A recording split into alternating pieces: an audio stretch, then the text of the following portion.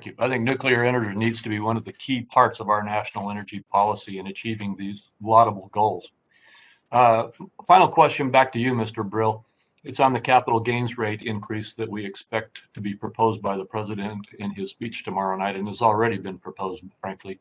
On April 25th, the Wall Street Journal editorial board responded to talk about raising the top tax rate on capital gains to 43.4% with a headline that read, "The dumbest tax increase." The most important reason to tax capital investment at low rates is to encourage saving and investment. Consumption, buying a car or a yacht, faces a sales tax, but not a federal tax.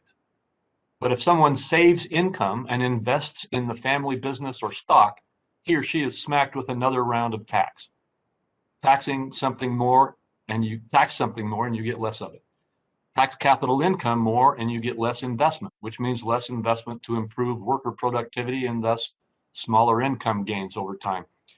My question to you is, why is it important to have a low capital gains rate to encourage investment and growth? And what do you think of the trial balloon to raise the top rate on capital gains almost double?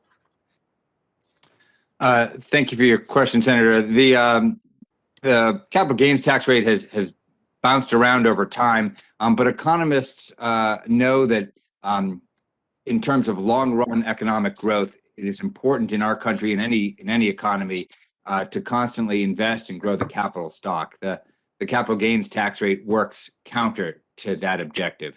In particular, raising the capital gains tax rate to 40 or 43% would encourage what's known as lock-in. It would discourage investors from reallocating capital into more productive ways. That's probably counter to our objectives to move towards cleaner energy. It's also counter to the objective to achieve capital deepening, a larger capital base here in the United States, which is good for productivity and good for workers' wages.